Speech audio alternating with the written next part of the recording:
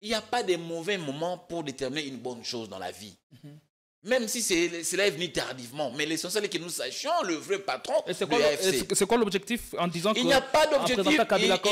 Il n'y a pas d'objectif par rapport à ça.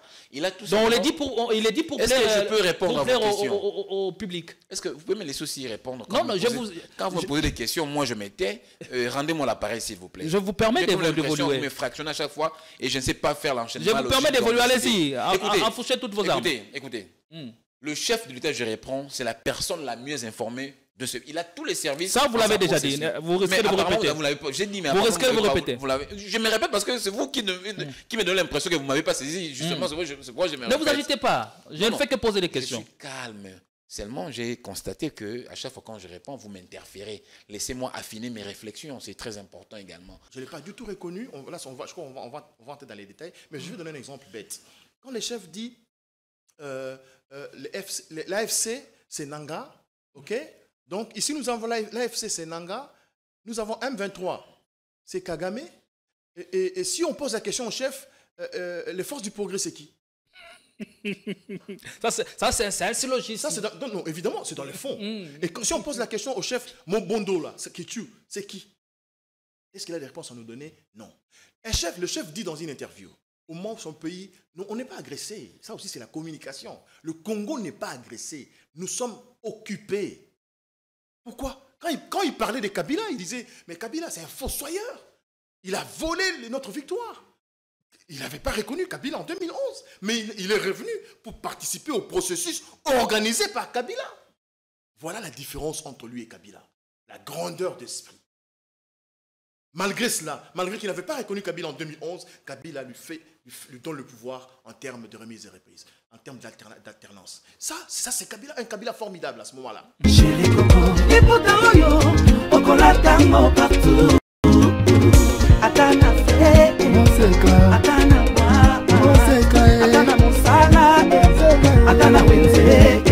À 3,5, 4,5 ou 5,5 $, le wax de Maman Monseka vous rend inoubliable. Merci de nous contacter. La balkanisation de la République démocratique du Congo. Le Congo restera un et indivisible.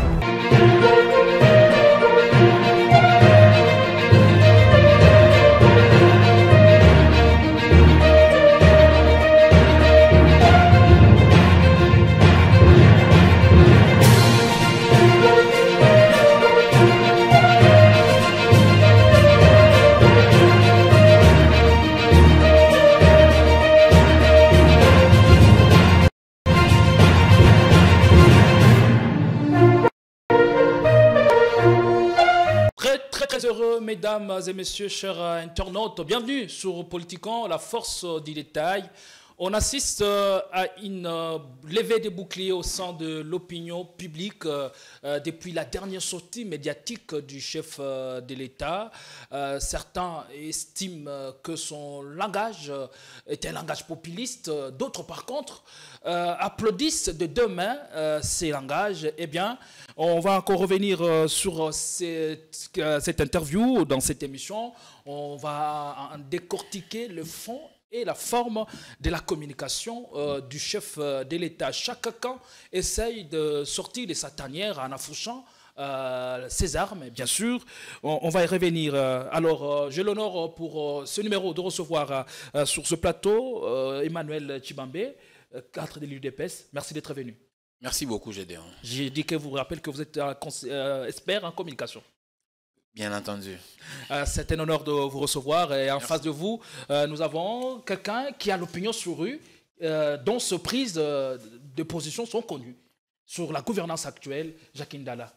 Merci d'être venu. Merci Gédéon, merci l'équipe technique. Bonjour à mon cher, estimé ami et confrère.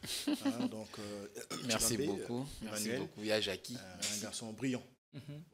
Je rappelle aussi que vous êtes expert en communication. Formateur même. Formateur même.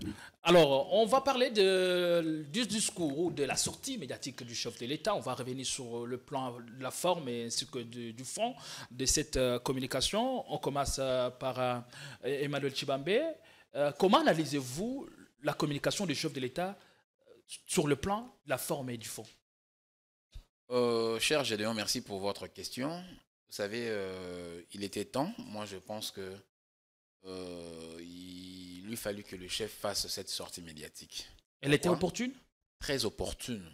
Je passe même le superlatif très, parce que vous savez, aujourd'hui, nous sommes dominés par le monde est dominé par les réseaux sociaux. Hein. Les médias sociaux prennent vraiment le pas sur tout ce que nous faisons.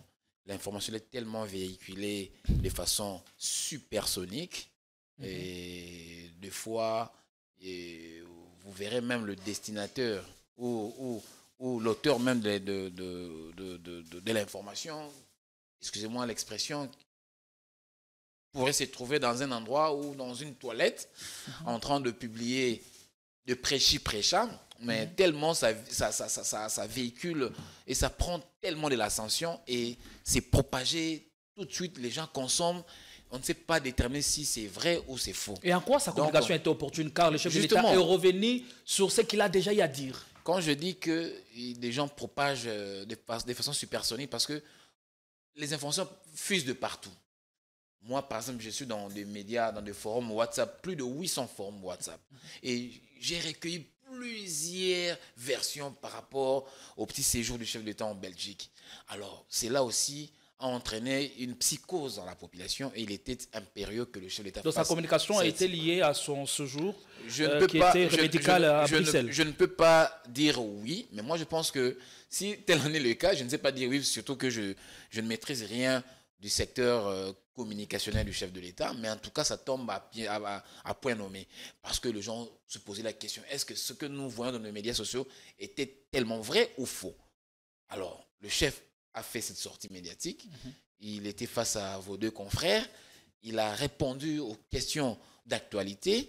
Alors, déjà, cette sortie-là, ça t'est toute supputation et ça t'est toute velléité à pouvoir croire que le chef aurait connu, je ne sais pas moi quoi. Donc, moi, je pense que si cela était alors, n'avez-vous pas remarqué que le chef de l'État est resté fidèle à son langage et à sa communication de tout le jour? Quel élément essentiel a-t-il apporté? Il fallait me laisser, en donnant cette interview. Il fallait me laisser affiner ma logique. Allez-y. Vous comprendrez que même votre question n'aurait pas eu... ou soit n'aurait pas été je me permets quand même de vous le relancer tout simplement. C'est pas grave. Mais je vous ai dit, il y a certains éléments nouveaux. Lesquels par exemple? Lors de la communication du chef de l'État, le chef nous a dit aujourd'hui. Par exemple, lorsqu'on lui pose la question sur le changement de la Constitution, vous voyez, il a explicité. Il a opté pour la modification, pas pour le changement. Justement. Il a donné à faire sa position. Oui, il a donné sa position. Mais vous verrez que au sein de l'opinion ne pensait pas par rapport à la réponse que le chef de l'État avait donnée. Les gens, les autres, le reste du monde pensaient que le président, quand il a émis le vœu de pouvoir revoir la Constitution, les gens croyaient qu'il allait tripoter, il allait machiner certains articles pour qu'il puisse se pérenniser, mais il a explicité. Vous voyez un peu, je pense que... Est-ce que c'est important que ce soit lui qui le fasse? Qu'il fasse quoi? Donner cette précision. Mais c'était une interview qui lui avait été accordée et il est tombé sur cette question, il était obligé de répondre. Non, le chef de l'État ne répond pas aux questions, mais le chef de l'État fait la communication. Justement, voilà. Justement. Mais cette communication est tombée au moment où il y a eu une question allant dans ce sens-là. Donc il ne pouvait que faire cette communication. Et c'était impérieux pour que cela soit ingurgité dans la tête de nos compatriotes. Surtout par ceux-là, nos amis d'en face. Donc quand je dis d'en face, ça veut dire nos amis, les Jacques Ndala et tant d'autres qui pensent que Félix Tshisekedi a des velléités à pouvoir s'éterniser au pouvoir. Voilà. Il était tellement... Moi, je suis même convaincu que Jacques Ndala, d'où il était, chez lui à la maison, les connaissant, et cela a dissipé tout malentendu chez Jacques Ndala. Donc, Jacques sait qu'en 2028, décembre, Tshisekedi va... il est au début de son second mandat et la question en principe ne devait pas se poser avec beaucoup d'acuité. Par rapport à la constitution actuelle, c'est le dernier mandat de Tshisekedi. Mais Tshisekedi va présenter son dos. Alors sur le plan forme et fond, comment vous appréciez, comment vous analysez sa communication? Superlatif. Ça a été superlatif cette communication. Rien à reprocher. Jacques Ndala, est-ce c'est le même avis? Et peut-être une autre question, quel était l'objectif principal de cette communication, avec des termes qui frisent parfois l'injure? D'abord, j'aimerais ici préciser que je vais répondre à vos questions, à cette question particulièrement en tant qu'expert en communication. Effectivement, évidemment. Et en tant que c'est important. Patriote congolais et au troisième degré comme leader politique. En tant que expert en communication, je crois que la sortie n'était pas opportune. C'était vraiment... ça ne valait pas la peine en termes de communication. Le chef est malade, il est souffrant. Ce n'est pas nous qui l'avons dit. C'est son cabinet qui nous a informé que le chef était malade. Il a fait un mouvement qui tend le pays vers l'étranger comme étant quelqu'un, une personne humaine, évidemment, qui peut à tout moment avoir des problèmes de santé. Le corps peut lâcher. Tout ce qui est normal. Alors, après avoir suivi l'intervention, selon l'information ici à Kinshasa, il est allé pour le Tchèque. Évidemment, les gens peuvent spéculer. Quand vous communiquez, déjà les services de communication au niveau du cabinet du chef disent qu'il s'est déplacé pour des raisons de santé. Alors Tshibambe dit que c'était important qu'il puisse faire taire cette tension. Alors, ce n'est pas comme ça que ce n'est pas comme ça que ça se passe. On n'est pas ici devant un homme d'affaires ou une star, voilà. Ce n'est pas une célébrité. Hein, ce n'est pas Michael Jackson, ce n'est pas Pelé. Non, ici c'est un chef de l'État d'un pays souverain. C'est lui qui a, n'est-ce pas, le destin de tout un peuple entre ses mains. C'est lui qui décide de ce que nous pouvons être demain. Donc après Dieu, qu'on ne voit pas, c'est le Dieu qu'on peut voir. Je parle ici de la communication. Cette personne est souffrante, elle est malade, elle fait un déplacement à l'étranger pour se faire soigner. Ça peut spéculer, c'est normal. Autour de cet aspect des choses, autour de sa personne, autour de sa santé, autour de sa vie, ça doit spéculer. Si ça ne spécule pas, c'est qu'au fait, il n'a pas des ancrages dans. Est-ce qu'on doit aussi répondre à cette spéculation? C'est ce que j'arrive. Je ne suis même pas encore arrivé au niveau du fond et de la forme. On doit évidemment spéculer. Est-ce qu'il faut répondre à ces spéculations? Niet. Non, ça ne vaut pas la peine. Parce que de toutes les façons, la réponse reviendra quand on verra monsieur sur ses deux pieds, à tout moment. Alors, quand on sait que... Je donne un exemple bête, parce que moi, excusez-moi, je suis agrégé. On dit, bon, le chef est décédé, par exemple. On est le 3 janvier. Ce n'est pas votre souhait. Non, c'est un exemple. Il est mort, ouais, ça raconte. On a dit la fois dernière, il est mort d'ailleurs, c'était une opération de cardiaque, tout. Mais d'accord, après 3 jours, on voit les chefs à l'ambassade, par exemple, de la Belgique, dans une réunion, où ils discutent avec ses collaborateurs. Et pour des raisons de communication... C'est aussi une forme de communication. Voilà, pour des raisons de communication, on peut créer un scénario où on arrive, allez, Gédéon, ça va? Dis, Emma, ça va? Dites, bon, on a rien, c'est le 40e aujourd'hui. Emma, ce n'est pas vous qui donnez la date. Emma donne la date. Gédéon peut commenter par rapport à cette date. Et il y a devant caméra, vous diffusez la chose. Vous avez répondu aux spéculations sans faire attention à ce que les gens racontent. Je ne sais pas si je me suis fait comprendre. Alors, donc j'ai dit ici, il faut qu'on laisse M. Tshisekedi se reposer. Il faut qu'on laisse Tshilombo Tshisekedi, président de la République, se reposer. C'est un homme. Il peut tomber malade, il peut souffrir. C'est naturel. Et le foie est repos, il en a besoin. Il en a tellement besoin, surtout en ce moment. Il gère un pays à problème, voilà ce qu'il faut dire. Non seulement c'est un problème de santé corporelle, ça peut aussi affecter sa santé mentale. Il faut vraiment qu'on fasse très attention là-dessus. Alors dire que c'était opportun, que c'était important, c'était en même temps, après c'était une sortie ratée. Parce que le chef, dans ses dires, il s'est contredit, il a dit des choses, il a tenu des propos, je ne sais pas si Emmanuel est d'accord avec moi, je sais que là il prend position comme homme politique. Ça c'est la forme. J'arrive dans la forme. Dans la forme, c'est quoi la forme en fait? La forme c'est les décors. Le chef était assis, c'est vrai, assis, j'allais dire assis dans un siège, c'est la même chose, on est toujours dans un siège. Alors, son vêtement, il était en safari, je crois que c'était le cinglé blanc qui traversait. Mais moi, j'ai des gens qui ont fait un débat pour dire que c'était un bandage.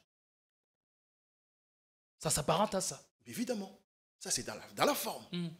Le chef, quand tu parles... On n'a pas fait attention à ce petit détail. J'ai fait la communication, moi. J'ai dit, je suis formateur même. Je suis expert. Parce que quand on met la caméra sur vous, automatiquement, nous avons la forme. C'est qu'on peut voir avec les yeux. Ça s'appelle les décors. Votre aspect, votre physiologie, votre présence physique, vos yeux, vos oreilles, même votre coiffure. On peut nous balancer l'interview, les images du chef de l'État en pleine interview. Vous avez remarqué que monsieur avait été fatigué. Essoufflé. Non, d'abord fatigué, essoufflé. Et il était fatigué. À chaque fois qu'il parlait, il était essoufflé. Je ne sais pas si c'était en direct, il fallait qu'il y ait un verre d'eau à ses côtés. Ça, je parle de la forme, parce que c'est ce qu'on voit. Dans le fond, le chef a tenu des propos, je ne l'ai pas reconnu, moi.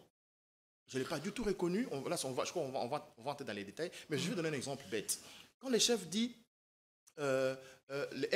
l'AFC, c'est Nanga, ok? Donc, ici, nous avons l'AFC, c'est Nanga. Nous avons M23, c'est Kagame. Et si on pose la question au chef, les forces du progrès, c'est qui? Ça, c'est un syllogisme. Non, évidemment, c'est dans le fond. Et si on pose la question au chef, mon bondo, là, c'est qui? Est-ce qu'il a des réponses à nous donner? Non. Le chef dit dans une interview, au moment où son pays, nous, on n'est pas agressé. Ça aussi, c'est la communication. Le Congo n'est pas agressé. Nous sommes occupés. Nous avons perdu quelques kilomètres de notre territoire national. C'est entre les mains de Rwandais. Le chef dit, il ne va jamais négocier. Ça ne se dit pas en communication. Jamais. Jamais.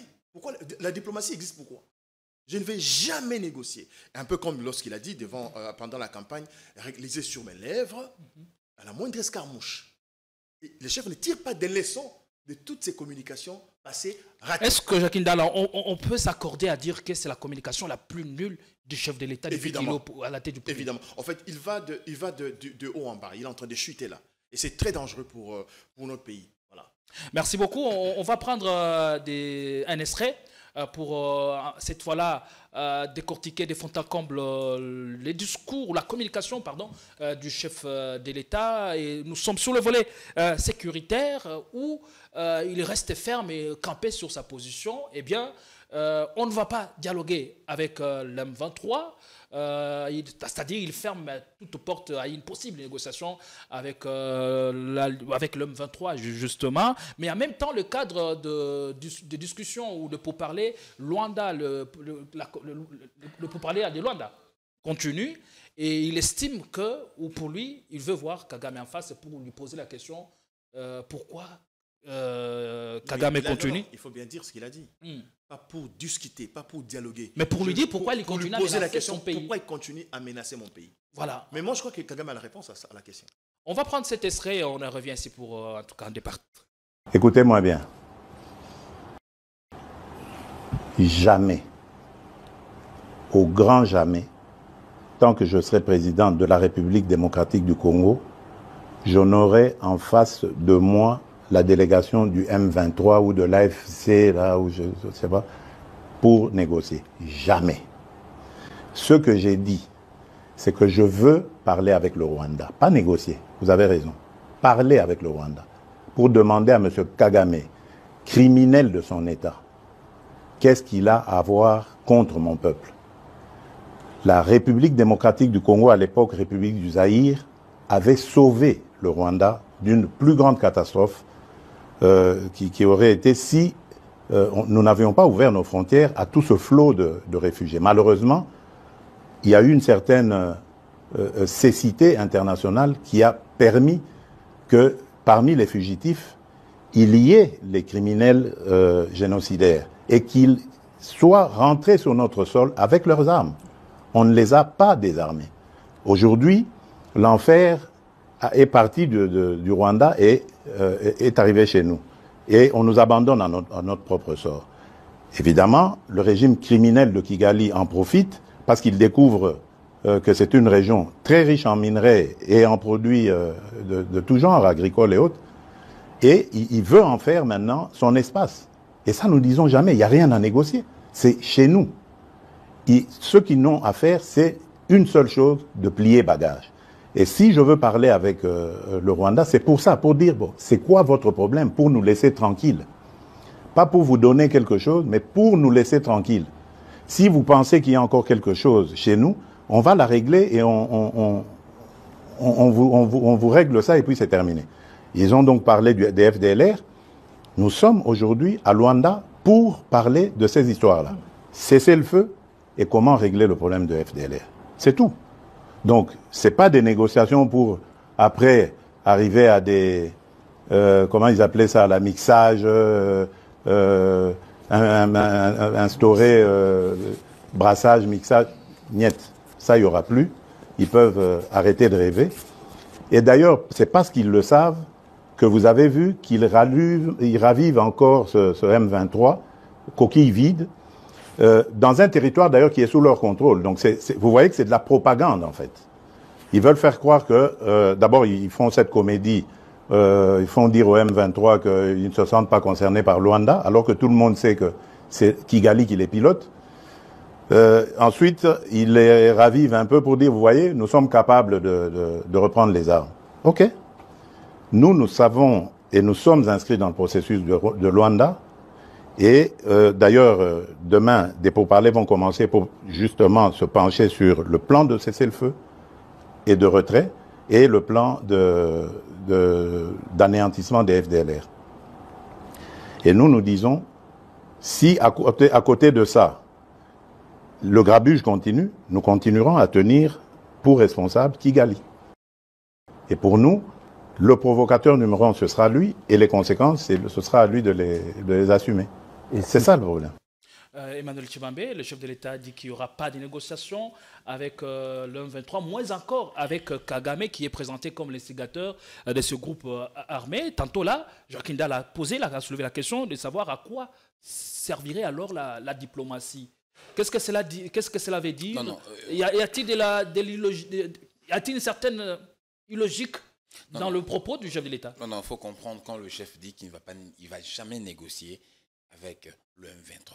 Parce qu'on sait bien que la guerre que nous fait le M23, en fait, en réalité, c'est une coquille vide. Le M23, c'est vide.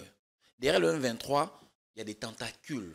Non, il y a le Rwanda et consorts. Alors il dit qu'il ne va pas négocier avec le Rwanda, avec Kagame. Écoutez, il ne va pas négocier, mais il doit parler. Parce que lorsqu'on négocie, ça veut dire, vous venez, vous donnez votre part ça veut dire quoi? Ça veut dire ceci. Vous quittez votre sol, vous venez chez nous au pays. Vous quittez le Rwanda, vous venez au Congo. On va négocier pour que vous fassiez quoi? Pour qu'on vous donne quoi? On doit parler avec vous, messieurs. Mettons-nous sur une même table. Parlons-en. Pourquoi vous avez quitté votre sol pour envahir le nôtre? C'est ça.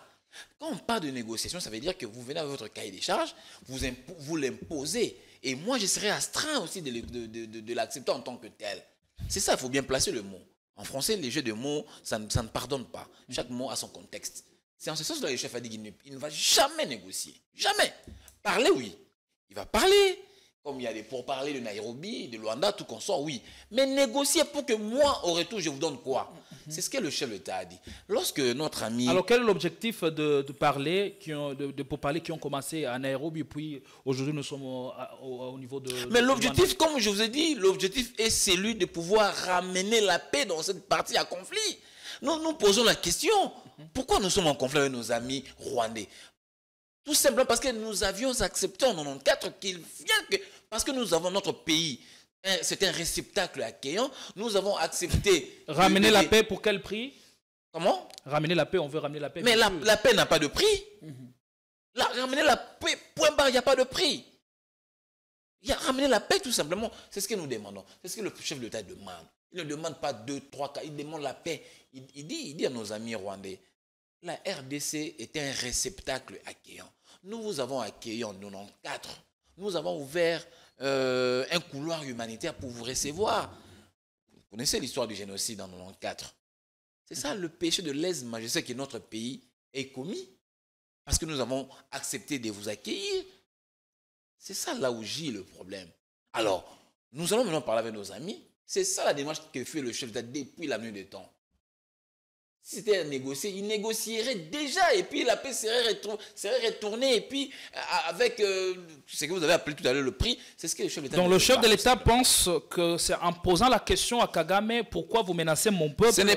C'est par ces moyens qu'on va obtenir la paix. Le problème, il est multiforme. Vous y croyez vraiment? Même Kagame, j'y crois bien sûr, même Kagame dont on fait allusion, lui aussi à son tour a des tentacules. Nous allons demander à Kagame et à ses tentacules, à ceux-là qui l'alimentent, qui l'activent, de pouvoir parler en face. Mais de quoi s'agit-il, cher ami? Qu'est-ce que vous voulez? Vous voulez exploiter nos minéraux? Nous sommes d'accord, mais venez-en sur une même table, parlons-en à vive voix.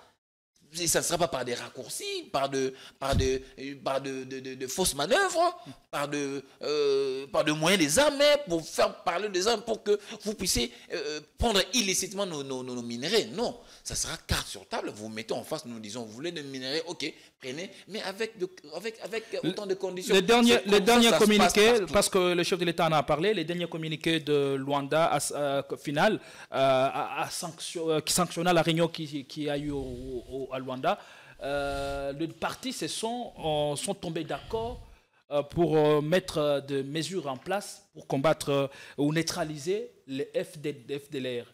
Et on n'a pas fait mention de M23. Ça veut dire quoi? Ça veut dire que le FDLR, c'est un groupe armé plus maîtrisé qu'il n'est le M23? Vous savez, le processus de Luanda a débuté, je crois, depuis octobre, si j'ai bonne mémoire, depuis octobre 2022. Le procès de Luanda. C'était d'abord Nairobi et puis Luanda. Je me souviens, j'ai même eu bon, c'est pas important. Alors pourquoi c'est concentré sur l'FDLR? Non, justement. C'est pas des données pas J'ai dit ça a commencé depuis octobre 2023. Parmi tant de questions qui étaient évoquées, il y a aussi nos amis d'en face parlaient, ils posaient comme condition la neutralisation de FDLR. Et ça a été également inscrit à l'ordre du jour. Donc, on a parlé de la question de M23.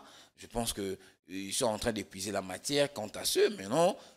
Quelle résolution, quelle mesure, quelle résolution prise pour en finir avec l'M23? Faisons d'abord foi, faisons confiance au processus de Luanda, et parce que ça n'a pas encore fécondé. Il faut que ça féconde, c'est le souhait de tout le monde.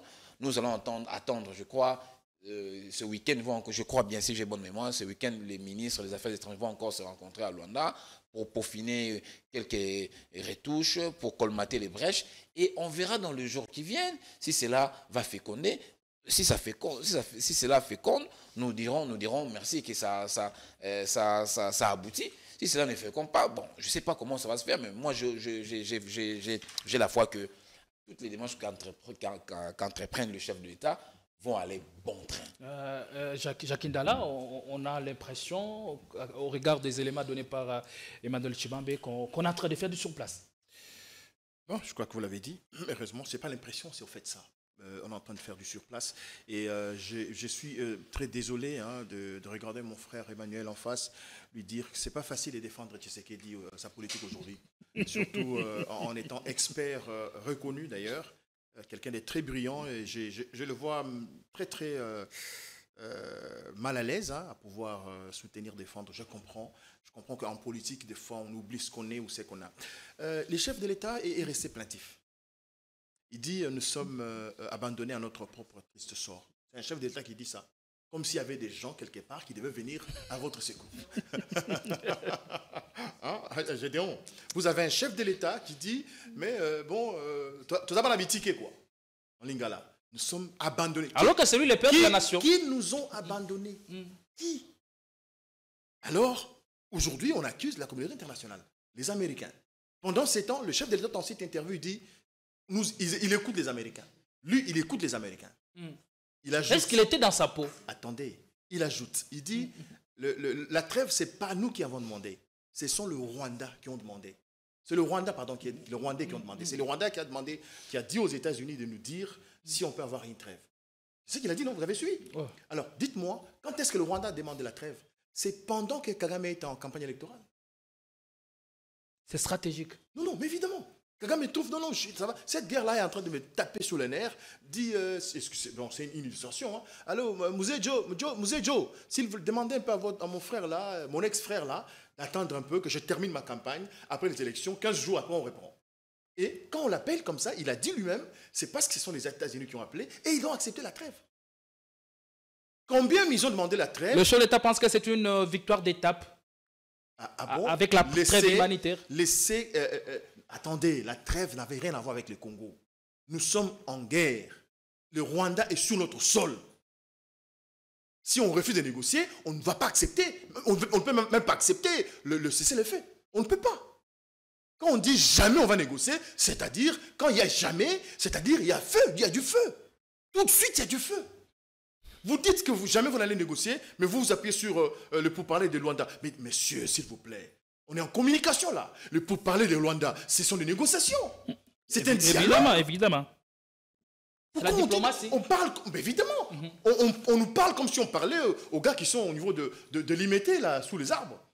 Non, on parle ici à une population. Quand le chef de l'État parle, il ne parle pas comme patron d'un parti politique. S'il vous plaît. Il n'est pas le président de ceux qui sont au pouvoir. Il n'est pas le président de l'UDPS. Il n'est pas le président de l'Union sacrée. Il est le président de la République démocratique du Congo. Et d'ailleurs, parce que vraiment on est en train de faire la communication, c'est avec nos hommages les plus différents que nous nous adressons à lui. Il doit savoir que dans ce pays, il y a des personnes intelligentes, des experts en la matière. Entre autres, mon frère, je suis en train de faire une demande. Excellence, Monsieur le Président de la République. Vous avez Chibambé, un spécialiste en communication. Il peut encadrer. Je le connais personnellement. J'ai eu plusieurs fois des débats avec lui. C'est un garçon formidable, un monsieur formidable en communication. Essayez de consulter ces gens. Appelez-le, écoutez-le quand même. Écoutez-le. Le mal avec nous ici, cher Gédéon. Donc vous voulez dire que le chef de l'État ne s'est fait pas aider par son équipe de communication? Non, mais d'abord, lui-même personnellement, ce n'est pas lui manquer de respect. Il est nul en communication. C'est ce qui le tue tous les jours. C'est ce qui tue le chef de l'État. Même si on reconnaît qu'il a l'art oratoire. L'art oratoire est différent de la communication. La communication, c'est autre chose. Je vous ai dit, moi j'avais un professeur qui était français qui nous dit dans l'auditoire, la communication est magique, elle est mystique. Ah, mais qu'est-ce que c'est? Nous on était chrétiens là, voyez-vous. Moi j'ai fait les centres de communication au Maroc, à Casablanca. Et on se dit, mais qu'est-ce qui se passe là?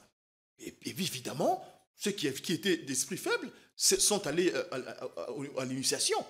La communication, quand on dit communication, ce n'est pas seulement parler, c'est faire entendre. C'est parler, c'est faire écouter, convaincre.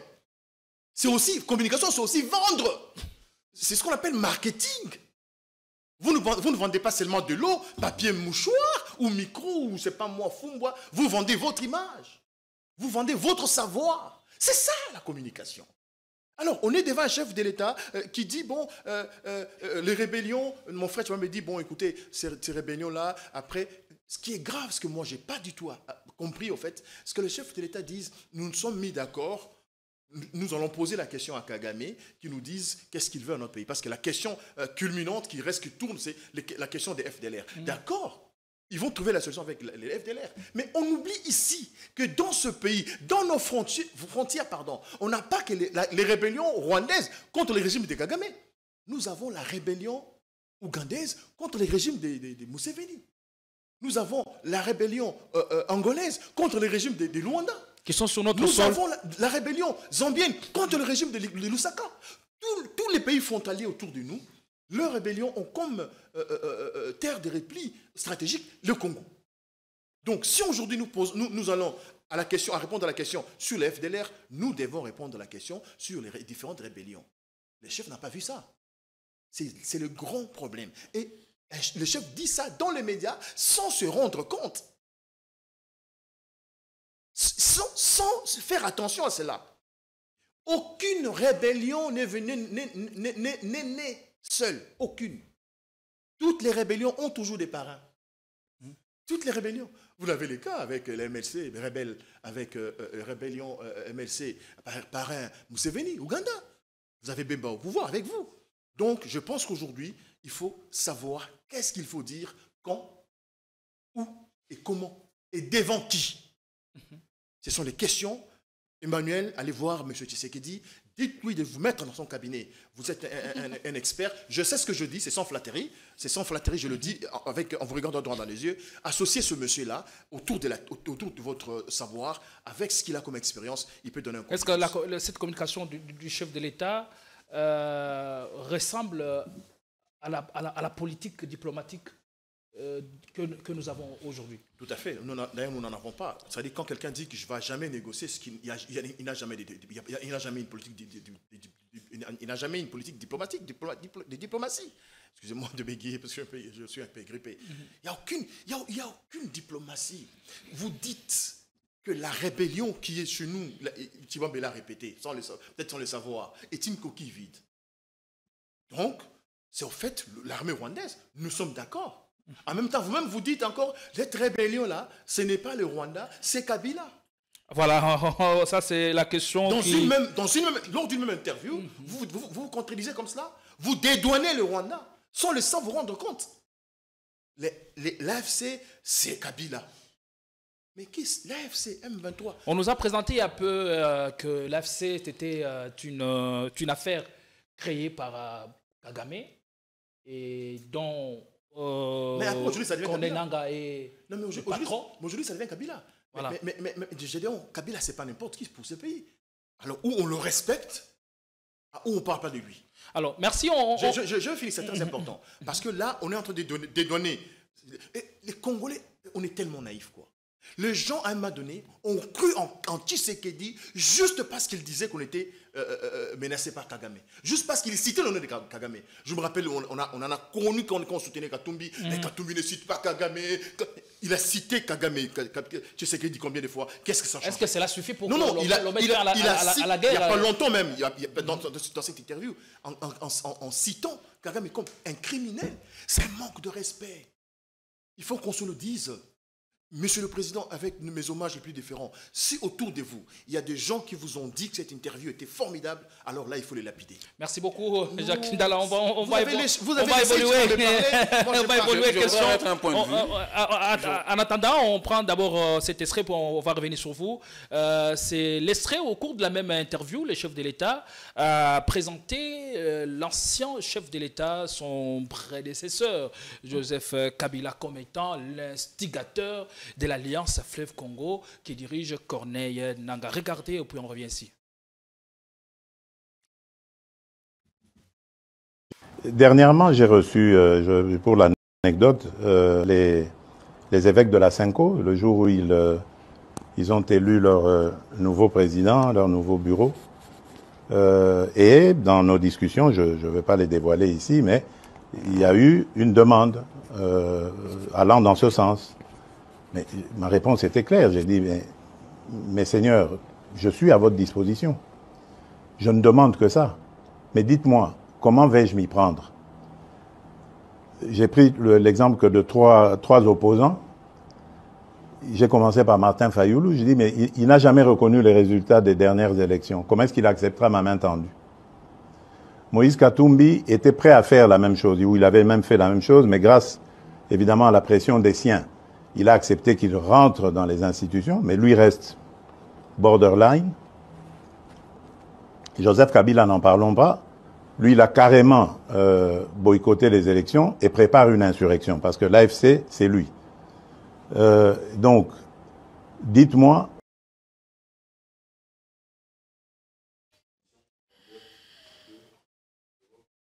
Voilà, Emmanuel Tshimambe, vous avez suivi l'extrait de cette communication du chef de l'État.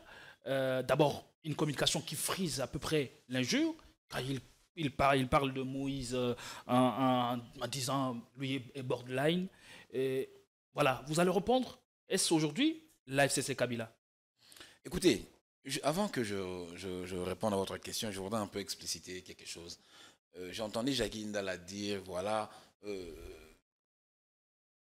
on nous a parlé de la guerre, AFC, Corneille Nangaa, M23, Kagame, et aujourd'hui, Tshisekedi, il a dit quelque chose comme ça. Donc, ça veut tout simplement dire que non, le président Tshisekedi ne sait pas déterminer qui en est le vrai, qui en est vraiment le vrai patron de la guerre. En fait, c'est quoi? L'AFC et le M23, c'est juste une concaténation, tout simplement. Nous connaissons tous que ils ont fait un front commun. Avant l'AFC, il existait déjà le M23. Et l'AFC est venu juste se joindre au M23. Donc, c'est tout à fait plausible que le chef dise que Joseph Kabila est le patron, le vrai patron du AFC, de l'AFC, et que le M23, c'est Kagame. Donc là, il n'y a pas... A-t-il le preuve de ce qu'il dit? Écoutez, le chef d'État est la personne le mieux informée dans ce pays. Et depuis quand il est informé que c'est Kabila qui est le patron de l'AFC? Mais vous voulez qu'il vous dise quand est-ce qu'il a été... C'est important. Non, mais ce qui est important est que nous sachions qu'à l'heure actuelle, le vrai patron du FC, c'est M. Joseph Kabila. Depuis quand il est au courant? Non, écoutez. Il n'y a pas de mauvais moments pour déterminer une bonne chose dans la vie.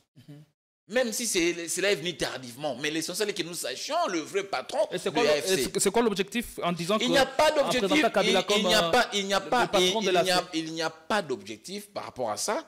Il a tout donc il est dit pour plaire. Est-ce que je peux répondre à vos questions au public? Est-ce que vous pouvez me laisser aussi répondre? Quand vous me posez des questions, moi je m'étais. Rendez-moi l'appareil s'il vous plaît. Je vous permets d'évoluer. Vous me fractionnez à chaque fois et je ne sais pas faire l'enchaînement. Je vous permets d'évoluer, allez-y.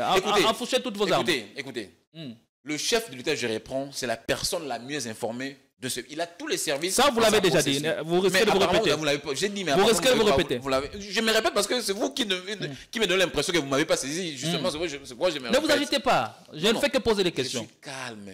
Seulement, j'ai constaté qu'à chaque fois quand je réponds, vous m'interférez. Laissez-moi affiner mes réflexions. C'est très important également. Surtout pour ceux qui nous suivent. Je disais ceci. Le chef de l'État, c'est la personne la mieux informée du pays. Et le chef de l'État, lorsqu'il nous dit aujourd'hui, avant qu'il s'exprime en public, ça veut dire qu'il a réuni tous les éléments. Alors, la question, c'est de savoir ça, on l'a déjà entendu. Pourquoi il a... Quand je vais parler de Joseph Kabila, vous voulez je me permets de vous... Laissez-moi affiner, cher ami. Je permets de recadrer les débats. Non. Je n'ai pas déconné pour que vous recadrez. La question, c'est à l'intention de notre public. Alors, c'était quoi l'objectif de cette communication? Le chef de l'État dit cela pour plaire aux forces, à ces militants de la force du progrès. Oui, il est dit pour un objectif précis. Mais pourquoi vous citez force du progrès ici? C'est une question, allez-y. Dites-moi, c'est quoi la force du progrès? Qu'est-ce que vous avez des informations sur la force du progrès? C'est quoi la force du progrès? Non, mais pourquoi vous citez le nom de la force du progrès ici? Ça vient faire quoi? Répondez à la question. J'étais en train de dire ceci. Je me répète parce que vous m'avez donné l'impression de ne pas me comprendre. Le chef de l'État, Félix Tshisekedi, est la personne la mieux informée du pays. Le chef de l'État a réuni toutes les informations possibles pour aujourd'hui qu'il nous rende compte que le vrai patron de l'AFC, ce monsieur Joseph Kabila, l'ancien chef de l'État. Venez-en à la question. Mais écoutez, ce n'est pas à vous de dire que c'était important. Venez-en à la question. C'était important que le Congolais sache le vrai patron de l'AFC, qui en est Joseph Kabila. Alors, ça, ce n'est pas pour quel objectif? Non. L'objectif pour nous au Congo est que nous puissions bannir cette guerre à l'Est qu'aujourd'hui mènent nos amis de l'AFC, de Joseph Kabila ainsi que du M23, qui aujourd'hui ont fait jonction également, avec le vrai patron qui en est le Rwanda. C'est pourquoi le chef nous a renseigné. Donc c'est ça. Donc si vous voulez me poser la question pour quel objectif, je me pose la question, est-ce qu'il y avait d'objectivité pour dire voilà, il faut faire... Non, c'est juste pour renseigner que voilà, la guerre que nous menons, il y a certains de nos compatriotes, entre autres l'ancien chef de l'État, c'est un compatriote, il nous a dirigé dans ce pays pendant 18 ans. C'est dans ce sens-là que le chef a communiqué, mais ce n'était pas pour nuire, non, pour nuire à qui? Lorsque le chef relaie la réalité, la vérité de fait. Il veut pas nous, il veut juste, il nous rend compte, nous qui sommes sa population, il nous rend tout simplement compte que voilà, mes chers amis, parmi tout ce que nous, tous ceux-là qui nous font la guerre, qui nous empêchent la paix dans le pays, qui ne veut pas s'abstenir à ne pas troubler notre quiétude, il y a aussi certains compatriotes, entre autres l'ancien chef de l'État. C'est ce qu'il nous a tout simplement dit. Et là, ceux qui n'étaient pas au courant, ils y sont tout simplement. Ça dit pour le chef de l'État, l'affaire, c'est les autres, parce que il parle des Katumbi, il parle de Fayoulou. Non, pour lui, le mal, c'est les autres. Non, il faut bien suivre l'interview. Il y a eu une question s'apparentant à dire au chef de l'État, mais pourquoi on n'est pas rassemblé tout le monde? Et il est en train d'expliquer la démarche qu'il a entreprise. Lorsque les seigneurs, comment on les appelle? Les messeigneurs, voilà. Lorsqu'ils sont allés le voir, pour dire, écoutez, nous devons être agglomérés pour que la paix, nous devons conjuguer les efforts ensemble pour que la paix... Il est en train d'expliquer, oui, je suis pour ça. Il explique en disant que ce sont ces gens-là qui les bloquent. Non, il n'a pas dit ça exactement. Vous voulez... Ça, c'est le non-dit de la communication. Le non-dit de la communication. Non. Vous voulez tronquer la communication du chef de l'État. Laissez-moi, avant que vous m'arrachiez la parole. Il a tout simplement dit, oui, mes seigneurs, ce que vous me proposez, c'est ce que j'ai toujours demandé depuis la nuit des temps. Mais écoutez, je me pose la question, comment vais-je commencer? M'y prendre. Voilà, merci. Mais j'ai tenté, quand je vois mon frère Martin, qui n'a jamais accepté même le verdict des élections, comment les autres vont s'y prendre alors que lui... Il était en train d'expliquer... Il est qualifié de ne pas être sincère. Non, voilà. Il était en train d'expliquer cas par cas, Moïse Katumbi, Martin, et partant de ces explications, il renseigne aux messeigneurs, c'est ça, aux évêques que Joseph Kabila, lui d'ailleurs, vous connaissez sa position, il est actuellement, il explique que c'est lui le vrai, il a même renseigné aux évêques que c'est lui le vrai patron de l'AFC de Corneille. Alors qu'est-ce qu'on attend? Qu'est-ce qu'on attend alors pour l'arrêter? Parce que ça sort de la bouche du chef de l'État. Les garants de... Pour arrêter Joseph Kabila. Ouais. D'abord, Joseph Kabila n'est pas au pays. C'est les magistrats suprêmes qui disent ça. Exactement. D'abord, Joseph Kabila n'est pas au pays, vous êtes sans savoir. On peut lancer un mandat international. Écoutez, ça ne viendra pas comme ça tout d'un coup. C'est un problème de la justice. C'est la justice qui va... Moi, j'apprends qu'il y a... On peut aussi arrêter son épouse la lapider, comme on essayé de le faire les militants de la Front du Progrès. Non, vous êtes journaliste, cher ami. Le journaliste relate le fait qu'il a vécu. Il ne faut pas ramasser tout. Vous faites... Non, cher ami. Nous étions sur place. Non. Écoutez, moi j'étais là. Moi j'étais à l'hôtel Rotana. Et, excusez-moi, je sais que les enquêtes sont en cours. Je n'ai dédouane personne. D'abord, pour répondre à cette question, je condamne toute forme de violence, d'où qu'elle vienne. Moi, je condamne. Surtout que je suis un démocrate, je suis quelqu'un qui... Tout en félicitant Joël Kadé, Joël Kitenge... Arrêtons de faire et tous les autres. Arrêtons de faire le méli. Arrêtons le méli-mélo, cher ami. Laissez-moi, s'il vous plaît. Il ne faut pas venir faire la digression. Laissez ça. Nos amis de la Force du Progrès, sont allés menacer tout ce que vous voulez. Oui, je suis d'accord et je condamne. D'ailleurs, moi, je soutiens la justice pour que cela soit fait. Mais là où je ne suis pas d'accord, c'est là où certaines personnes veulent faire de la récupération politique. Parce que nous nous sommes rendus sur place, même moi je me suis rendu sur place, j'ai roulé à bord de mon véhicule. Nous avons recueilli des informations selon lesquelles les incidents se sont déroulés à 100 mètres de la résidence de l'ancien chef de l'État. Donc c'était devant l'immeuble abritant GLM. C'était même pas aux abords de la résidence du chef de l'État. Donc, excusez-moi, je sais que vous êtes très familier. Nous avons beaucoup d'éléments sur ces dossiers. Excusez-moi, je vais chuter. Ce qui s'est fait, j'ai condamné. Mais l'épouse de l'ancien chef de l'État a tout simplement fait de la récupération politique. Parce que les incidents ne sont même pas ça ne s'est même pas déroulé à 50 mètres. Vous connaissez bien la résidence de l'ancien chef de l'État et l'immeuble, GLM, je crois, c'est à 50 ou 70 mètres. Merci beaucoup. Donc, les émeutes ont eu lieu très loin. À 100 mètres de la résidence. Merci donc, beaucoup. Ça a voulu faire juste... ils ont voulu tout simplement faire de la santé politique, tout ça. Il n'y a jamais eu de tentative de toute Merci façon. Beaucoup. Le procès est en cours. Le procès va nous éclairer. Les magistrats sont là pour faire de l'enquête. Et puis ils vont nous dire quoi... la vraie version de ce qui s'est passé. Vous prenez fait cause pour les militants de la Force du Progrès. Non, je ne prends pas cause, j'ai condamné. Ils sont revenus à la charge. Moi, j'ai demandé aux magistrats. Moi, je demande aux magistrats de pouvoir sanctionner de façon exemplaire. C'est moi qui présente l'émission, s'il vous plaît. Ils sont revenus à la charge dans une autre vidéo. Mais il n'y a jamais eu tentative d'assassinat chez quelqu'un d'autre. Non, ça c'est faux. Ils étaient à quelques mètres. Une digression. Voilà. Ils sont revenus à la charge dans une autre vidéo au cours de laquelle ils ont affirmé qu'ils étaient prêts à revenir et à déloger Mamawaro de sa résidence. Nous connaissons comment ça se passe. Jacques Ndala. Nous connaissons comment ça se passe ces histoires-là. Vous commentez la vidéo du chef de l'État. On dit la caméra pour qu'il puisse faire des déclarations à l'emporte-pièce. En réaction à l'analyse faite par Chibambe. Je ne peux pas m'en prendre à un estimé confrère. Non, je ne peux pas. Je reste dans le sujet de l'émission. L'extrait vidéo vous présenté tout à l'heure par vous du chef de l'État parlant de ses échanges avec les évêques. Il dit aux évêques, mes seigneurs, comment vais-je m'y prendre? Parce qu'il semble, selon lui, il nous a épargné les détails. Hein, il a dit qu'il ne pouvait pas entrer dans les détails. C'est lorsqu'on a compris ce qu'on lui demandait d'organiser des assises. Hein, évidemment, mais attendez, comment vais-je m'y prendre? Ça, c'est une question qu'un chef de l'État se pose. Chef de l'État, 2 points. Père de la nation. Est-ce qu'on se comprend? Gédéon, quand je parle, il faut vraiment m'entendre bien, m'écouter avec les oreilles. On vous écoute. Il faut entrer dans l'esprit de ce que je dis. Un chef de l'État dit devant les évêques, comment vais-je m'y prendre? Chef de l'État, 2 points, père de la nation.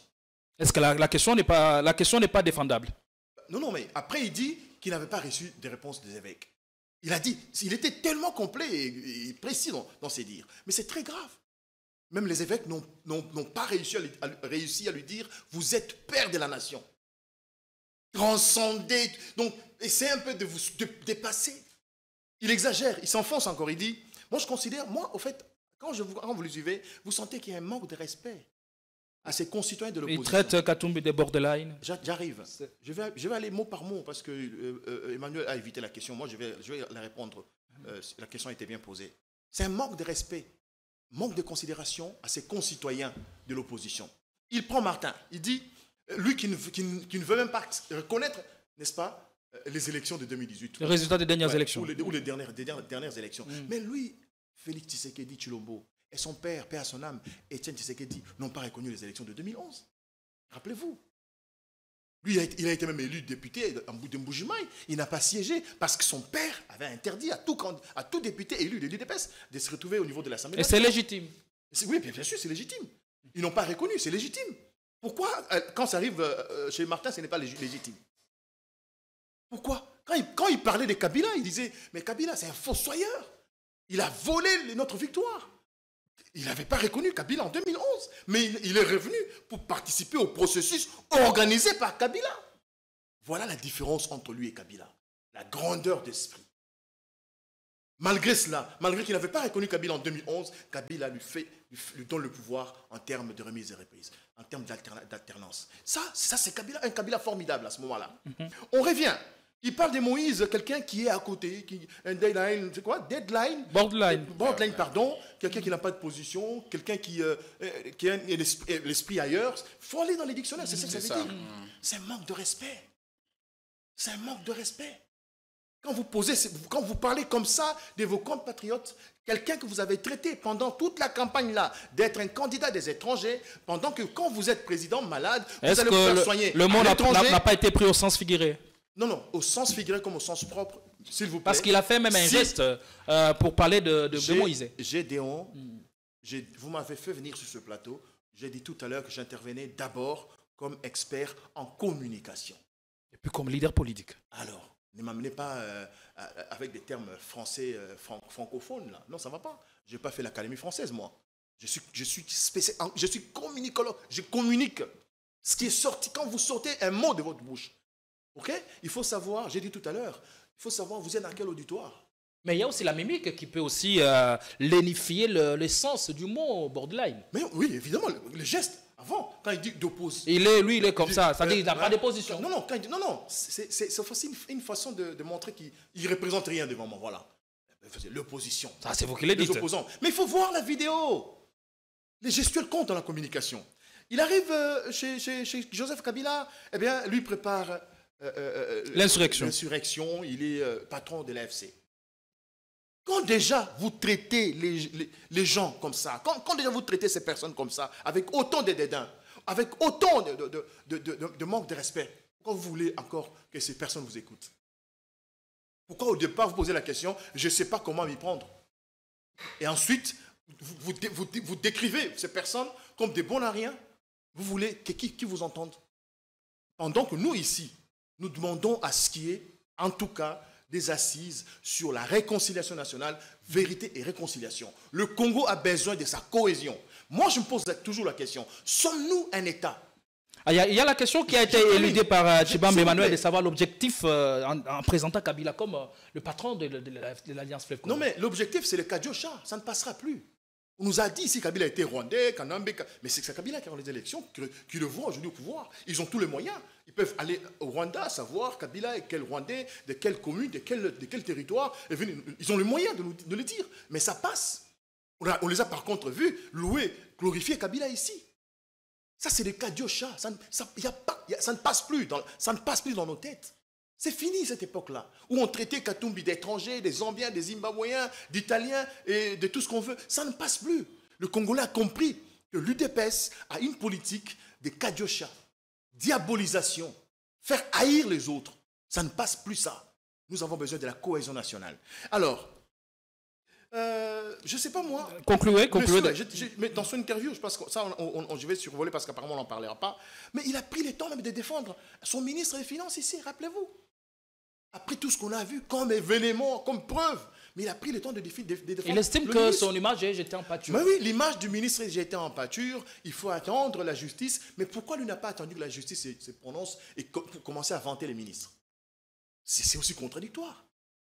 Dites, arrêtez ces débats-là, d'accord? Je ne sais pas s'il a volé, ou je ne sais pas si, oui ou non, il a volé, ou il a détourné. Laissons la justice faire son travail. Malheureusement, dans ce même discours, il incrimine la justice qui est malade. Encore malade. Qui doit se reconstruire. Donc, le Congo a des multiples problèmes qui sont multiples. Le chef de l'État malade, la justice malade, donc, voilà. Le pays est malade. est malade. Alors, nous avons un problème multisectoriel et multidimensionnel. Donc, à la question de savoir comment ça devait se faire, je pense que cette sortie médiatique du chef ne valait pas la peine d'exister.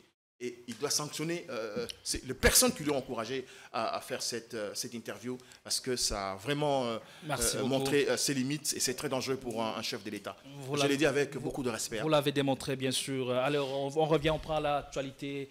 Le joute au niveau du Sénat, les camps s'opposent. Dernièrement, on a assisté à une prise de bec entre les deux tendances au sein de l'UDPS, les pro-Kabouya et les anti-Kabouya. Qu'est-ce que ça vous inspire tout ça? D'abord, je voudrais vous demander, j'ai suivi la question que vous avez posée à Jackie. Il a répondu aisément, sans inquiétude, sans interférence. Soyez à l'aise. Je suis plus qu'à l'aise même. Mais faites-en également chez moi. Merci beaucoup. Cher Gédéon, vous êtes un éminent journaliste, mais il ne faut pas que les gens puissent déjà vous étiqueter. Faites avec un peu de tact. Merci. Alors, vous avez posé la question. Qu'est-ce que ça vous inspire Non, vous savez, nous sommes en démocratie. Nous sommes en démocratie. En démocratie, il y a, vous savez, la démocratie bannit le système monolithique. Hein? Donc, l'esprit la pensée unique. En démocratie, il y a des voix qui s'expriment et l'argument le meilleur ou ceux qui sont majoritaires l'emportent. C'est ça en démocratie. Moi, j'étais là, j'ai accompagné le candidat de notre parti. Idrissa Mangala, oui, un ami de longue date que je connais très bien, l'ancien gouverneur de Maniema. Donc le bilan était merdique. Ça, c'est un autre sujet. Vous n'avez pas une balance des mesures pour affiner ça. Ce n'est qu'un des détails. Donc, j'étais là, j'ai vu comment est-ce que ceux qui ne voulaient pas de lui sont venus avec des chansons hostiles. Mais nous avons rempli notre mission, qui était celle de pouvoir déposer la candidature d'Idrissa Mangala, accompagné bien entendu du président AI de notre parti politique, de PES, l'honorable député Augustin Kabouya. Nous étions là. Si vous regardez bien les images, vous me verrez. Donc, qu'est-ce qui s'est passé réellement? Parce que vous y étiez. Ce qui s'est passé, c'est comme je vous ai dit, c'est la démocratie. Ça veut dire qu'il y a de ceux-là qui ne voulaient pas Idrissa Mangala, ce qui est normal, qui avaient leur candidat. Mais au-delà de tout, comme je l'ai dit, en démocratie, c'est la voix la plus prépondérante qui l'emporte. Alors, ceux qui les contestaient étaient mineurs, étaient tellement minimes, il s'est fait qu'ils n'ont pas eu raison par rapport au choix de la majorité. Donc, ils voulaient que nous puissions nous assujettir de leur choix. Malheureusement, ça n'a pas été le cas. Nous avions notre choix. Le parti avait opté pour la candidature d'Idrissa Mangala. C'est ce qui a été fait. On a déposé. Nous sommes allés au secrétariat du Sénat. On a tout acté. On a déposé. Nous sommes acquittés de toute les démarches administratives. Et on est sorti. On est rentré calmement. Tous ceux qui se sont livrés dans cette pratique que moi je déplore de l'acharnement, de désordre, de tout ce qu'ils ont. Est-ce que tout cet épisode, enfin, ne fragilise pas l'ambition de l'UDPS d'avoir 2 postes dans le bureau du Sénat? Non. C'est comme je vous ai dit, tous les sénateurs savent que tous les sénateurs de l'UDPS, hein, parce que les sénateurs sont de partis politiques diversifiés, mais tous les sénateurs UDPS savent que notre candidat, c'est Idrissa Mangala. Encore, il faut savoir s'ils sont d'accord avec la gestion. Bien entendu, mais à la veille du dépôt de la candidature, nous avions une réunion. Le président AI, l'honorable Augustin Kabouya, avait présidé une réunion dans ses offices, dans son bureau privé, où il avait réuni autour de lui tous les candidats, tous les sénateurs UDPS. Et alliés. Pour dire que nous, à l'UDPS, voilà notre candidat, c'est celui-ci. Pour la raison de bien vivre dans plateforme qui est l'Union Sacrée. J'ai vu, il avait même invité le président Batiloukou pour dire, voilà, chez nous, s'il y a moyen, vous pouvez aussi relayer le message dans votre formation politique et notre candidat. Voilà, les images parlent derrière ma place. Notre candidat, c'est M. Idrissa Mangala. C'était justement ça. Et enfin, dans le partage de responsabilités au niveau du Sénat, enfin, l'UDPS n'est pas gloutonne. On n'est pas glouton dans la mesure où il y a 7 postes. Nous avons brégué pour, je crois, 2 postes. Je vous ai dit, nous sommes en démocratie. Cette question, cette histoire-là de la pensée... Mais il y a aussi les partenaires. Bien entendu, bien entendu. Vous n'êtes pas seul, vous êtes fait accompagner. Écoutez. Moi, dans ce pays, j'ai vu dans ce pays, je vais répondre par rapport à ce que vous qualifiez des gloutons. Dans ce pays, moi, j'ai vu le PPRD gagner le présidentiel. Avoir un président de la République. Le PPRD a sorti. Vous ne pouvez pas vous inspirer de ça que vous avez qualifié hier de mauvais. J'ai bien dit que je ne m'inspire pas. J'ai dit j'ai vu. Okay. Faire me voir et inspirer, c'est différent. Surtout que les deux là n'ont même pas la même. Parce que vous en parlez, on a la. C'est parce que vous voulez croire. La tendance risque d'être celle-là. Parce que vous voulez faire croire aux gens que c'est une invention de l'UDPS. C'est pourquoi j'ai dit, moi dans ce pays, moi j'ai vu Obed Minako, président de l'Assemblée nationale, Matata Ponyo, Premier ministre, Joseph Kabila, président de la République, tous issus d'une même formation politique. Ça veut dire, nous aussi on pouvait faire autant, parce que nous sommes majoritaires à l'Assemblée nationale. Nous sommes majoritaires dans toutes les institutions de la République. Mais on n'a pas été gloutons de ce que vous nous qualifiez. Vous n'êtes pas majoritaire seul. Non, on est majoritaire. Il y a les alliés d'un côté, il y a le partenaire de l'autre. Non, s'il vous plaît. C'est vrai, on n'a pas atteint la majorité exigée par la loi. Non, quand je parle on est majoritaire, ça veut dire que nous sommes premiers. Voilà, nous sommes premiers. Mais ce n'est pas assez, ce n'est pas suffisant. Ce n'est pas assez. On pouvait aussi réclamer, non, parce que nous sommes premiers ici. Vous avez le président. Comment? Vous avez les présidents. Non, mais on pouvait s'accaparer, on pouvait aussi s'approprier du poste de la présidence de l'Assemblée nationale. Pas du tout. Bien sûr, on pouvait, mais nous avons dit quoi? Non, le poste de l'Assemblée nationale nous a donné à notre allié et nous l'avons fait. Ça passe par les législatives. Mais vous savez le poste, vous savez le poste du Sénat. Est-ce que vous pouvez comprendre que le président du Sénat c'est le dauphin constitutionnel du chef de l'État? C'est un poste où naturellement, j'ai beaucoup d'exemples, je peux même vous donner, pas au pays, même à l'étranger, je peux vous donner. Naturellement, le poste du Sénat, si le parti présidentiel a recueilli la majorité, il les conserve toujours. Alors, on peut redouter les pires, parce que le militant, ces gens-là qui se sont, en tout cas, qui ont pris d'assaut le palais du peuple, ont promis de revenir le jour de l'élection. On peut redouter en fait le pire. Je vous dis, la police, merci d'abord à la police et les services de sécurité. Ils avaient fait vraiment un travail formidable et beaucoup parmi eux ont été maîtrisés. D'ailleurs, il y a un procès en flagrance qui a été ouvert, je crois, si j'ai bonne mémoire aujourd'hui. Si j'ai bonne mémoire, je ne confirme pas. La police et les services de sécurité vraiment ont fait du bon travail. Ils les avaient maîtrisés et ils sont entre les mains de ces services-là. Moi, je pense que ceux qui ont promis de revenir, ils peuvent revenir s'ils veulent, mais qu'ils sachent qu'il y a des services de sécurité qui feront leur travail comme il faut. Merci beaucoup. Jacques Ndala, est-ce que cette guéguerre au niveau du parti présidentiel UDPS risque de créer un boulevard à Samanf, qui est aussi en course pour le perchoir du Sénat? J'étais en train d'écrire une question à Emmanuel. Dans l'espace d'un mois, vous avez combien de procès en flagrance à votre actif? Mais on peut en avoir autant. On peut en avoir autant. La justice est là. La justice est là pour. La justice et les services de sécurité sont là pour empêcher la commission des infractions. Vous avez un sérieux problème. Il peut y avoir autant. Ce n'est pas exclu. Ce n'était pas facile de défendre ce régime. Vous avez un sérieux problème au niveau de la gestion des ambitions dans votre famille politique. Vous n'avez pas de majorité. La Constitution est claire. Le chef de l'État est élu au suffrage universel direct. Celui qui passe président. Il n'a pas de gouvernement s'il n'a pas de majorité sur l'Assemblée nationale. C'est clair. Donc, vous devez composer, vous l'avez fait, et les autres ont leur part. Les responsables, ils doivent jouer les jeux. Donc, il ne faut pas vous dédonner si facilement. Il dit ici leur désordre, parce que vous avez parlé de ce qui s'est passé. Vous parlez du peuple. Non, d'abord, c'était avec la force du progrès, et puis le palais du peuple, il parle de la démocratie. Non, cher Emmanuel, la démocratie est tout à fait différente de l'anarchie. La preuve est que ces jeunes sont aujourd'hui devant des juges pour un procès en flagrance. Donc, moi, je pose la question d'ailleurs pour savoir combien vous en aurez d'ici la fin du mois, parce que le vendredi, lors des élections, on pourra encore en avoir d'autres, et après le jour de l'installation du nouveau bureau, on pourra toujours en avoir d'autres. Donc, qu'est-ce qu'il faut... Est-ce que vous pensez-vous que ce procès va nous donner toute la lumière dont je ne pense pas. On risque pas d'avoir des interférences? Le commandant suprême nous a déjà enlevé la confiance en notre justice et les maladies. Il faut commencer par diagnostiquer de quelles maladies elle souffre, puis donner un remède, okay? Un traitement approprié.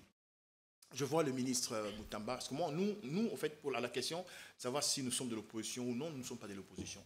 Nous nous présentons comme l'alternative. Parce que nous pensons qu'aujourd'hui, après l'échec de Tshisekedi... Mais proche de l'opposition, il faut compléter.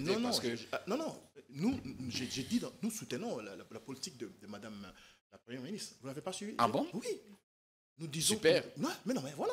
Nous sommes tout à fait d'accord qu'elle fasse un effort, qu'elle travaille, qu'elle ferme ses oreilles, qu'elle n'écoute pas les collaborateurs du président Tshisekedi parce qu'elle va échouer comme Tshisekedi a échoué pendant les 5 premières années passées. Donc, nous soutenons cette concitoyenne. Nous demandons vraiment à Dieu de l'assister, de l'accompagner, qu'elle travaille sérieusement. Est-ce qu'elle aura tout le moyen de sa politique? C'est la question que je me pose comme vous, évidemment. Donc, nous disons bonne chance à Mme Soumignan et qu'elle réussisse.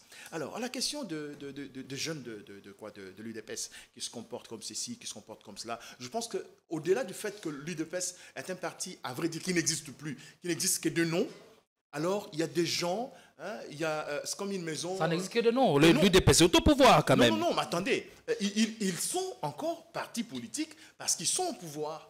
Mais quand vous lisez l'actualité politique, quand vous lisez la réelle politique, vous sentez que ça n'existe pas comme un parti politique. Lui, il parle de Kabouya comme son président national AI, mais les autres ne sont pas d'accord avec lui. Ce n'est pas moi qui le dis, il sait ce que je dis. S'ils ont eu des problèmes dernièrement, c'est à cause de cela. Le jeune qu'on a retrouvé devant la maison, même si c'est un... Mais il a dit que c'est l'expression de c'est la vitalité démocratique. C'est le mot utilisé par le chef de l'État. Si c'était de la démocratie, on n'allait pas les retrouver devant la justice. Parce que même... Lui, au moins, il reconnaît qu'ils sont de l'UDPS. Mais vous n'oubliez pas le communiqué du secrétaire général. Il disait que cette structure n'est pas... Vous avez le communiqué. Vous voyez, ça c'est une formation politique. C'est quel idéal? C'est quelle pensée? C'est ça les grands questionnements. Regardez ces jeunes devant la composition, devant les magistrats, les juges. Ils se permettent d'entonner l'hymne de leur parti. En violation de la Cour. C'est une violation flagrante. Même si on ne va pas les arrêter pour des faits pour lesquels ils sont accusés, pour ça, c'est outrage à magistrat. On doit les sanctionner sévèrement. Parce qu'en fait, on oublie que ces choses-là, nos enfants regardent ça. Nos enfants regardent les attitudes, le comportement. Ce sont des badauds. Mais faisons un peu le jeu contraire. Est-ce que le mot n'est pas si fort que... Non, le mot est déplacé. Posé par ce jeune. Ce sont des badauds. Parce que moi, je demande à un juge qui va nous suivre avant le procès, qu'il appelle un seul de ses concitoyens qui chantent l'UDPS devant et qu'il chante l'hymne de l'UDPS et qu'il explique ce qu'il comprend à travers ces messages. Quel message ressort l'hymne? Il ne va pas dire ça. Mais prenons un peu l'image. Parce que moi, j'ai toujours voulu parler des fonds et de la forme. Prenons l'image. Ces jeunes gens-là, patriotes qu'ils sont, le parti les a tout simplement niés. Cette structure n'appartient pas au parti. Mais s'ils avaient entonné l'hymne national, j'ai donc regardé l'image que ça allait donner. Ces jeunes gens-là, devant le juge, debout, Congolais, unis. Tu vois l'image que ça allait donner? Voilà, c'est ça le problème. Ces jeunes gens viennent là de fouler aux pieds l'image du Sphinx. Père à son âme, ils viennent de trahir même la pensée udepécienne. Ils viennent d'humilier le pouvoir de Tshisekedi. Et ça, c'est d'une gravité historique. Ces images resteront dans l'histoire de ce pays. Merci. Et je pense que c'est au fait ça, l'échec tout à fait de ce que Tshisekedi, parce que j'ai toujours considéré que c'était un pionnier, c'était un leader. Un leader, c'est un pionnier a des disciples. Et si ça là, ce sont les disciples de Tshisekedi, c'est l'échec. Et alors, et par rapport à la suite au Sénat, vous voyez Idrissa Mangala l'emporter? Idrissa Mangala, c'est le gouverneur qui a fait massacrer, qui a fait assassiner beaucoup de membres du parti Ensemble quand j'étais là-bas. 2 ou 3 jeunes d'Ensemble sont décédés. C'est le gouverneur qui a attaqué Salomon. Quand il était dans son bilan, lui colle encore la peau. Donc, c'est un gouverneur, quelqu'un de comme cela, vous l'amenez au sommet de la crème de la politique dans notre pays. C'est triste et malheureux. C'est triste. Malheureusement, ils ont déjà déposé leur dossier des candidats. Est-ce qu'il n'y a pas bon que lui au sein de l'UDPS? Il y en a tellement. Lui, là, il peut être président du Sénat. mais je vous parle. Oui, Emmanuel Tshibambe. Il a été candidat à Lukunga. Mais non, mais il a été candidat élu, mais pas proclamé. Ouais. Merci au président de la CENI. C'est vous qui le dites. Lui, il n'a pas dit. Élu, mais pas proclamé. Et si seulement il y avait des élections en plus. Allez, merci beaucoup, Emmanuel Tshibambe. Votre dernier mot? Oui, par rapport à l'actu en République démocratique du Congo. Je voudrais d'abord faire remuner les pensées de mes compatriotes que Idrissa Mangala n'a pas fait tuer le militant de l'Assemblée, comme l'a dit Jacques Ndala. Je me souviens, lors de la campagne présidentielle, il y a eu des échauffourées. Quand le chef, je crois quelques heures avant l'arrivée du chef au Maniema, quand je dis le chef, c'est le président de la République, Félix Tshisekedi, il y a eu des échauffourées, comme ça se passe partout au monde. Les militants de plusieurs camps veulent faire un travail psychologique sur leur adversaire. Il y a des échauffourées et ceci. Et il y a tellement il y a eu cette échauffourée et les services de l'État, les services de sécurité étaient obligés d'intervenir. Quand on parle d'intervenir, ça veut dire qu'on doit disperser le militant. N'est-ce pas? Je suis tellement malheureux, notre ami, en dispersant donc les militants. Quand on présente Idrissa, c'est donc le choix de la raison. En dispersant les militants, je suis malheureux, notre ami de l'ensemble, je ne connais pas les noms, mais j'avais appris à travers les ondes qu'il a été fauché par une balle perdue. Donc ce n'est pas Idrissa qui avait commandité ça ou dirigé ces opérations. Donc c'est le choix de la raison du parti. Ce sont des fausses accusations provenant de nos amis. Ça a toujours été le cas avec nos amis d'Ensemble pour la République. Donc, pour que je chute, je dirais que le choix d'Idrissa Mangala, c'est le choix de la raison. D'abord, c'est un fils maison. Moi, je les connais il y a très longtemps, l'UDPS. Il est depuis 91. Voilà, ce sont nos aînés et je les connais depuis très longtemps. Même moi, quand je commençais à suivre l'UDPS vers les années 99-2000, je les voyais déjà. J'ai ces anciennes photos, tout ça. Vraiment, c'est un pur fils de l'UDPS. Nous en sommes vraiment fiers cette fois-ci. Nous avons au sommet des institutions, vraiment les nôtres. Hein, ça n'a pas été le cas lors... très souvent, ça n'a pas été le cas lors de la mandature passée, mais cette fois-ci, avec le travail qu'abat le président AI, Augustin Kabouya, c'est ça, hein, nos statuts le disent. Vous avez des doutes, je peux vous donner. Lui qui est sur une chaise éjectable. D'après Politicon, d'après la chaîne non à la balkanisation, oui, pas d'après la légalité, parce que si je vous demandais la source de vos propos, vous me direz, vous allez supputer ici. Ça bouge dans tous les sens. Mais écoutez, c'est ce que moi je n'ai toujours pas compris. Et le chef de l'État parlait de la vitalité démocratique. Il y a une commission. Ce que moi je n'ai jamais compris, c'est que pourquoi on ne fournit pas d'effort d'aller à la source de l'information? C'est le chef de l'État qui le dit encore. Quelle information? Le chef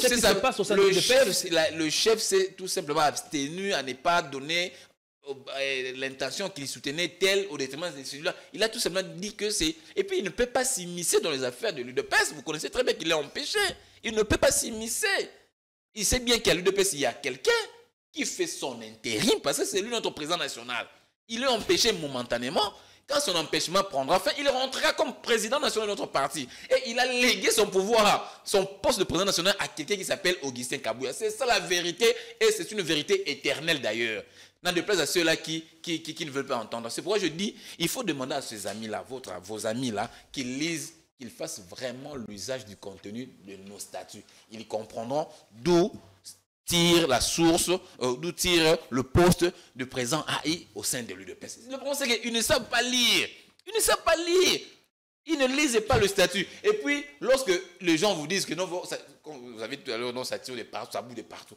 Il faut leur demander la qualité. Ils ont quelle qualité? Est-ce que moi, je peux venir ici réclamer que voilà, non à la balkanisation, le micro ou bien la caméra m'appartient? Non, je dois avoir qualité.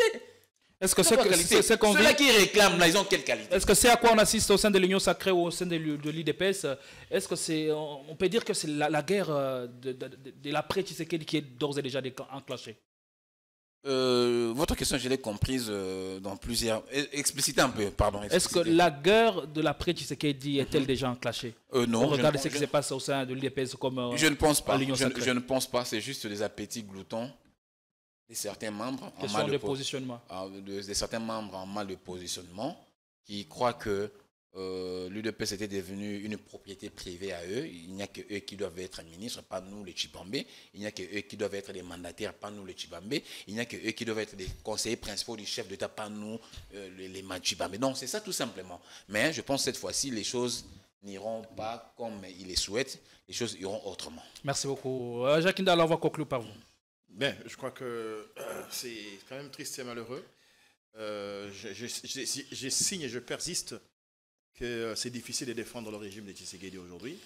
Ce qu'on voit au niveau de l'Union sacrée Sénat, c'est horrifiant, c'est terrifiant, c'est humiliant même, quoi. Donc ici, nous avons une famille politique qui veut tout s'approprier. Déjà au niveau de leur parti, vous avez un président qui est du Kasaï et comment on dit, le président AI et en même temps du Kasaï. Ça donne l'image d'un parti tribalo-ethnique. Non, nous n'avons qu'un seul président. Voilà. Donc un seul président. Ici, il n'y a pas deux.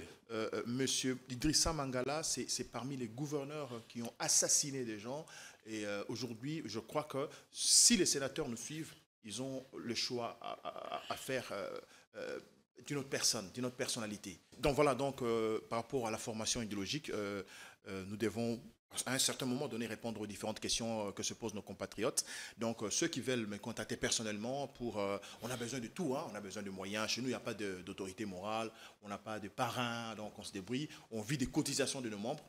Alors pour vous nous contacter, vous pouvez composer le numéro 999 4 fois 11 011, je reprends en français, 99 11 011. Là, vous m'appelez moi-même, je prends mon numéro. J'insiste, nous commençons notre formation idéologique du 15 au 17 de ce mois au niveau de notre siège. Nous sommes sur l'avenue Victoire, numéro A51, immeuble La Grâce. Donc, et à ce jour, vous en êtes à combien de membres adhérents?